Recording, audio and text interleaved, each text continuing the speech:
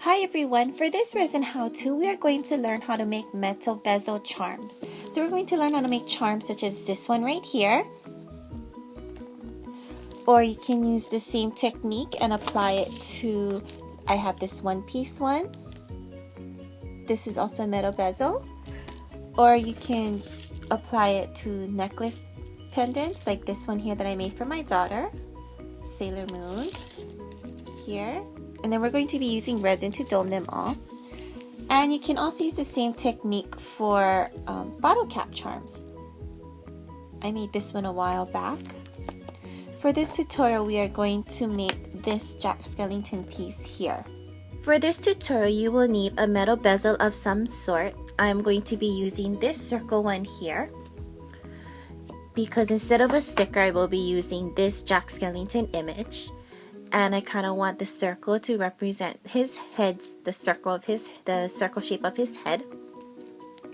So you're going to need that.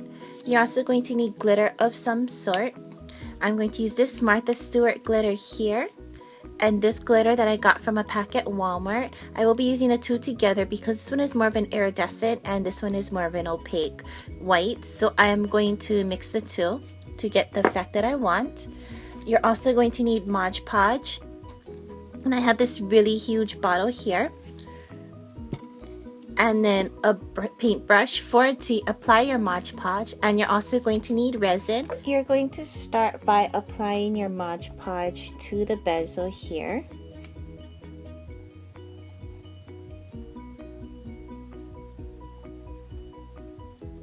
Once the entire surface area of your bezel has been completely covered in Mod Podge, we are going to apply our glitter.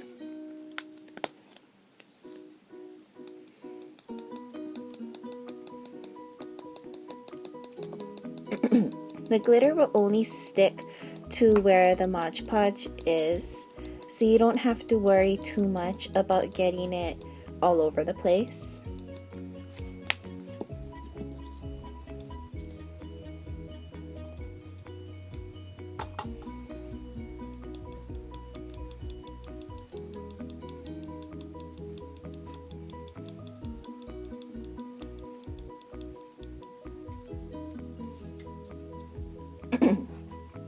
And now we're going to let this sit completely so that the Mod Podge will dry. And if we notice after it, because Mod Podge dries clear, so after it has completely dried, if there's any loose spots, what we're going to do is we're going to go over again with another layer of Mod Podge and some more glitter before we put the image and apply the resin.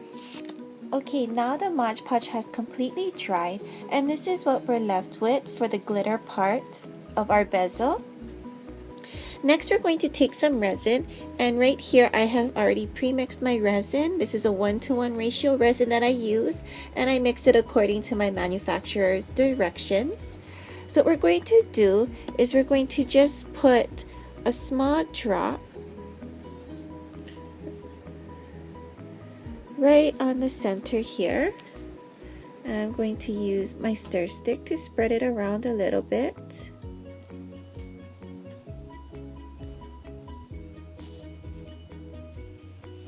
Next, I'm going to take my image here, and what I'm going to do is I'm going to press it down onto the little part of resin that I've already put. So what I'm doing is I'm kind of using the resin like a glue.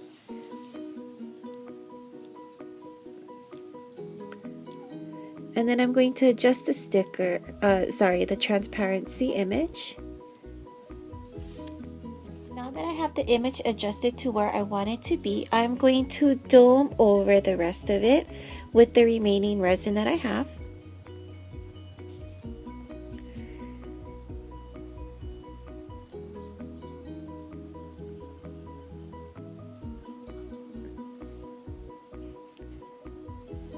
And you want to do this carefully just because it is a doming part, and we want to make sure that we don't overfill it where it spills over the edges.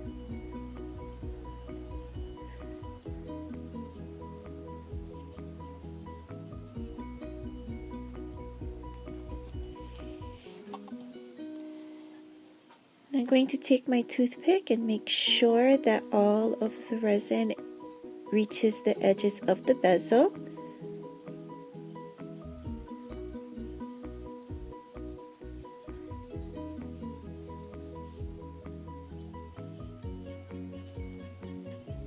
So now that we've made sure that the resin has reached the edges completely around our metal bezel, we're going to take a straw and blow out the air bubbles. So now that I've made sure that all of the bubbles is removed from my resin piece, I'm going to let this sit for about 8 to 12 hours to make sure that it has fully cured on the top.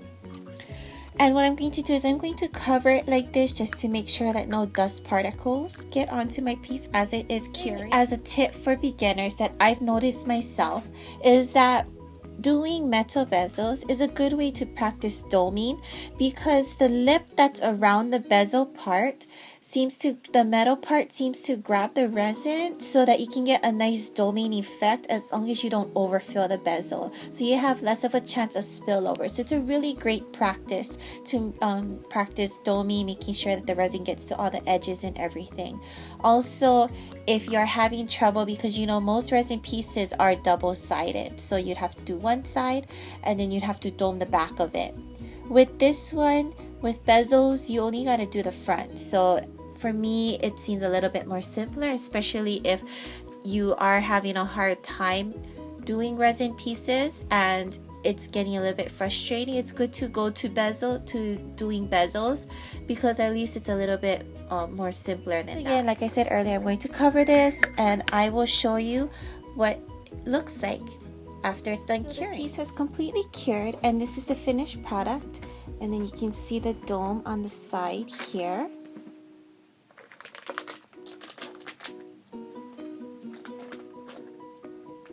And I have already added some beads to it and turned it into a dust plug charm. So I hope you guys enjoyed this tutorial and I hope it helped.